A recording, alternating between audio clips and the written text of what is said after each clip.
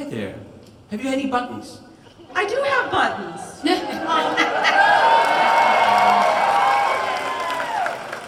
Hi, Felicia, Queen of Geeks. Hi. Hi. Nathan, could you run your fingers through your hair again really slowly for me? Yes.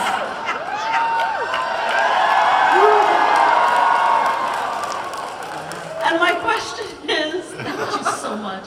My question is, will there be a soundtrack for the musical? A separate soundtrack? How about a Broadway musical of the whole thing? Yeah. Like a CD you could buy with like an album insert with photos of the cast and the play. The answer is yes. Yes, I would really like to, and we'll see. I'd love to inspire. We could possibly set these up after the season comes out. Productions, fan-run and performed productions of Mice and Men that we can come and watch. I would love to see one. And I think right now there's Leslie Jordan wasn't even in that. He raps. Trailer. He does a Hamilton-esque. My wife is fine, but a bit too fast. So he. There's like 4 or 5 songs within in our little musical. So. Hey, Alan, have you told the audience? I don't know if you guys know. Alan came to me. He said to me, "You have to sing in the musical." Yeah. I can't sing. I never sang in my life. But correct me if I'm correct. You had me singing. You had a beautiful opera singer to sing my voice. Yes. Correct. And it's hysterical. I mean. Yes, we have a. I wanted people to think that was you, but no, it's okay. It's, yeah, it is. Two spoilers in 1 week, right? We have an opera singer doing Lou's voice when it's in the song "Tell Me About the Rabbits." It's so good, guys. When Larry sings about his what's going on inside. In my mind, I see things clearly. It's really, it's something special. I can't wait to share. And your lovely fiance did the choreography. Oh yeah, Carissa Barton Movement. She did all the choreography for us, so we got to work together, collaborate on that. Like we collaborate a lot, like on dinner, stuff like that, dinner or like. And a wedding right now. And collaborating on the wedding, although she's doing the heavy lifting. She is. She's going to carry you across the threshold. So we could probably look forward to a CD of some kind, a musical CD about I'm Stupid. I'm a Stupid. I love the meta. I love how you have the comic book that I did. That you guys... Which is available at booth 2007. I'm just saying, you want to come by, lots of stuff. Booth what, I'm sorry? Booth 2007. Is it open now? It's open right Excellent. now. I'll be there. And the Spectrum, if you don't know, Spectrum is the show within the show. It would be like our Firefly, the show that got canceled that too soon.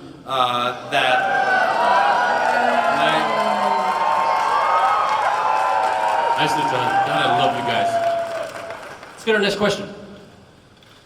Hello, darlings. So I wanted to ask if, in getting the chance to direct Joss, you were at all tempted to Whedon him. What is Wheatley? Kill him. Oh, Kill his character. He does that. Yeah. Gonna So fall- all the gonna fall people off we that love ladder. most. that would be a good season 3 thing. You had Joss in there, and then you killed them all. Oh, I would love to just kill him every episode me, I like need a to- Kenny thing.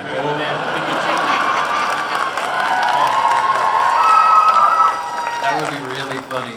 You know, anything you say in here belongs to us. Well, that's a great idea. I'm glad Nathan thought of it. Well done, Nathan. Thank you. Great Thank you, idea. guys. I got a million of them. What's my next one? No more questions. Good. I've got a question. Oh. Alan. Yes. You're a busy guy. No lie. You're a busy guy. You've been doing voice work like crazy. You just got finished with Star Wars Rogue One. Yeah. You did Powerless with NBC, Yes. Yes. which is another kind of superhero genre. Yeah, it's got the DC. It's like the DC's first comedy. It's going to be an office comedy with Vanessa Hudgens and Danny Pudi, and it comes out. I don't know, but we're shooting it in about a month for NBC. How do you do that all? How do you put that all together? I can't manage one job. I got one job I couldn't do. The important thing is PJ Haarsma, I think, is the most important one for Con Man and all things game and comic book. I can't, forget about it. Amen. But also working with people, all the people you see at on this dais here, that you can trust that they're going to do great work, that you can just hear, and I think on set, I hope on set, we're able to go, it's not hard and fast. Some things I go, no, Mindy, you hear this sometimes. No, I want you to say Yeah, that. no, do this. Yeah, do this exactly. But you know what? You are so open and generous with things. And PJ, it always starts at the top, I think, with Nathan. Thank you. Nathan is he's created God. But it's who they are and how they make everything so joyous and easy and fun. And so that says a lot to how I think this whole thing is run beautifully. Yeah. Thank you, Pete. Thank you. The craft service was also very good. I ate a generous amount of almond butter. And I appreciate the inclusion of almond butter in the craft service because that's a rarer butter. Yeah. It was, More expensive. it wasn't just craft service, like we bumped up craft services this year, but the crew that we had all came back from last year. There's a bunch of crew in the audience, right? Oh, really? Oh, really? Oh, Where are you? Look, right there. I gotta be honest. Came back to do all those axes falling there at the end. That's Billy who did who got engaged on stage last year. Yeah. Now They're married now. They're married now. Married now. They came back married. Yeah.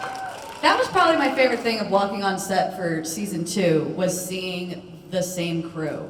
Because it was such a testament to how great season 1 was to work on. We're this tiny little show that crews work on in between their big fancy shows, and they all came back. Yeah, that was nice. Yeah. That was nice. Great. There is a level of joy and dedication on set. It is really nice. It's this is what when it started to become a possibility that I could actually be an actor. This is what I hoped it would be like being an actor, is doing this kind of stuff with friends, with people, with making new friends, meeting new people, and it being a joyous thing, not a challenging dirge of I got this crappy job I got to go do, but like an everyday, what do I get to do today? Yeah. And also with fans in it. Like, it was crowdfunded, and so it was made by fans. It was 600 fans came back this year. to be in it. Yes, 642 fans signed up, and we used them all. So like when you see cons, and we've got a couple of cons this season, and there's cosplayers and fans out there. Any fans that were in it that are here? I know there are. There's some. There's Brent, some. nice. There's Linda. some. Yeah. Kenneth, There we go. Carlos. I really appreciate the clothing optional. The clothing optional? The clothing optional. That wasn't a thing, Nolan. We needed you to put your pants back on. That was We not a thing. told you. It was in my contract. I'm sure there's What a you write on nudist- a piece of paper with a red crayon. You got a contract? That's all. It was in writing. Crayon is legally binding. Alan, you directed every episode of season 1. Yes. How many episodes of season 2 did you direct? I directed half of them this season because I was doing.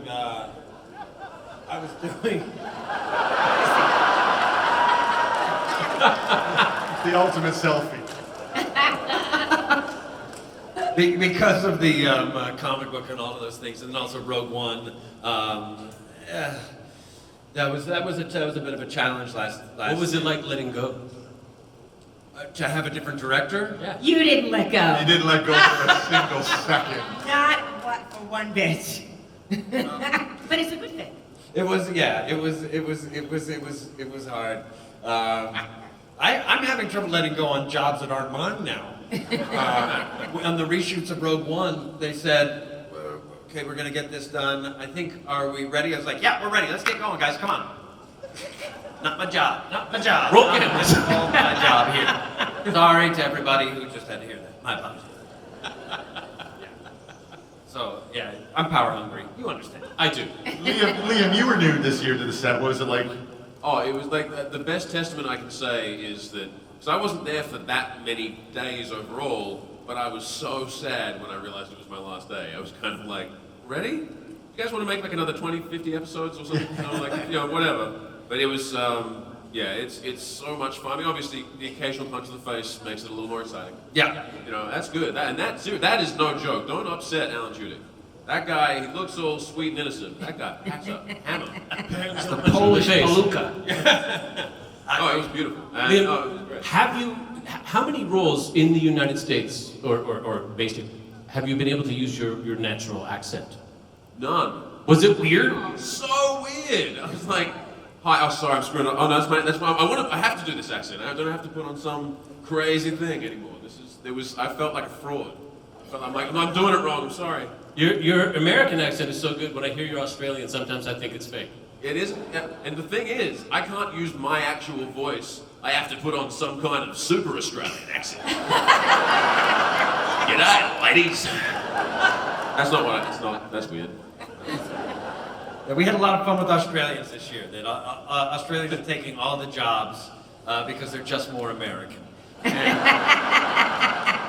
And like the Hemsworth, we can't figure out how many Hemsworths there are. They're like zebras. They huddle together to hide their numbers. There's Farnsworth, Hemsworth, and there's. They're the modern day Baldwins. Huh? They're the modern day Baldwins. Modern day right? Baldwins, exactly. And so Girth is the lost Hemsworth. He's the final Hemsworth that I have to beat out for a role. It was a lot of fun. And Girth, yeah. You're the moderator. Tight ship. I do this sometimes when I'm actually working and acting and I'm watching a scene and I get so into it and I'm thinking, wow, these guys are really good and this is gonna be great on TV. Why isn't anybody talking right now? That's my line.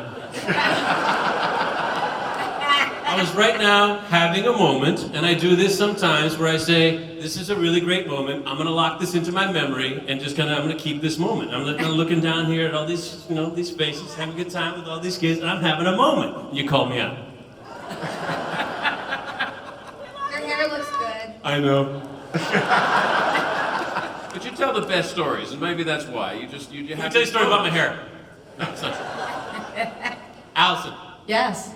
You swooped in last season. We had like a last minute cancellation. I know. And we needed desperately for someone to come in and rescue us. And that was you. Yeah. Season 1. I thought Alan butt dialed me when I got the phone call at 11 a.m. on a Saturday. I'm like, there's no way Alan Tudyk's calling me for any important reason right now. So season 1 took you quite by surprise.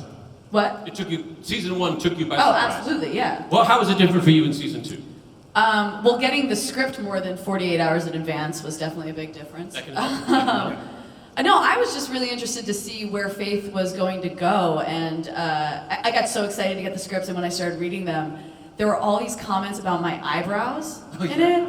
And like, the first time I read it, I was like, hilarious, because I do have big eyebrows. And then there was like another comment, and then there was another comment, and at the end of it, I was like, does Alan have an issue with my eyebrows? I was like, is he not capable of telling me this in person? And he's like cathartically writing it out in the script.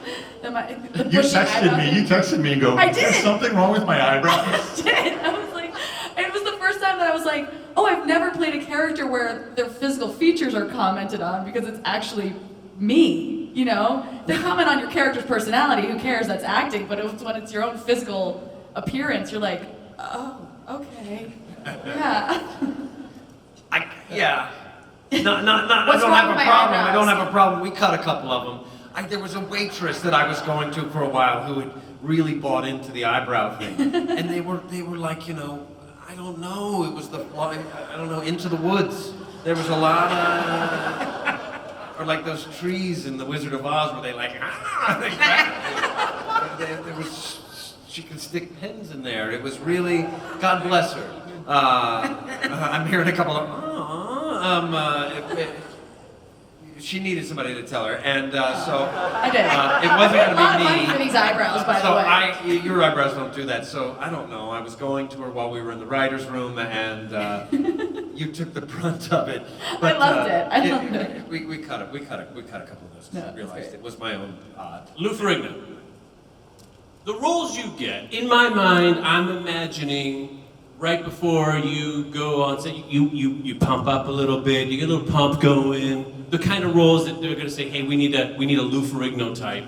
Maybe you get a little pump going on. But in Con Man, when Alan said, I need you to sing, I mean, that's a little outside your comfort zone, you said.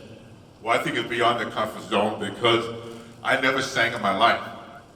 You know, it's funny, I trained Michael Jackson for years. And it was a client of mine. So one day Michael said to me, could you sing Happy Birthday?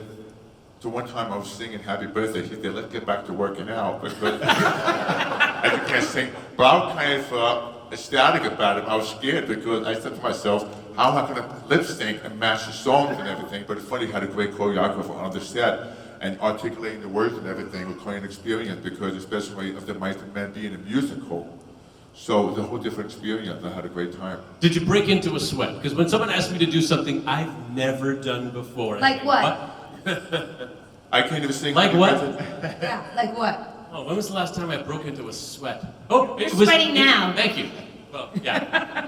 When Joss Whedon asked me to be in a musical, I'd never kind of sang like that. And You I said, sweat? oh yeah, fuck yeah. Wow. Oh my God! I'm being honest with you because I love you. So I run a tight ship. It's a pirate ship where they cuss a lot. Did you get nervous and think, wait, maybe I shouldn't do this? Did you for 1 second think, I'm not gonna do it? No, I said to myself, it's a new experience, and I love taking risks in my life, and it's just approached with the attitude of learning something. But fortunately, on the set of production, I figured let's just go for it. I mean, it's just like acting, have a new experience. So I didn't think about being nervous. I'm so glad. And I tell you one thing, I don't know what it's gonna look like when I see it on TV, you know what I mean? I'm sure it's good. How about you with the bald cap? We were very afraid to share that script with you. Really? Yeah. We were like, oh, I don't think he's gonna do Because I'm so vain. it. No, but No, because we were just a little nervous of doing that. And you Because were I got like 3 things going for me, and 2 of them are my hair.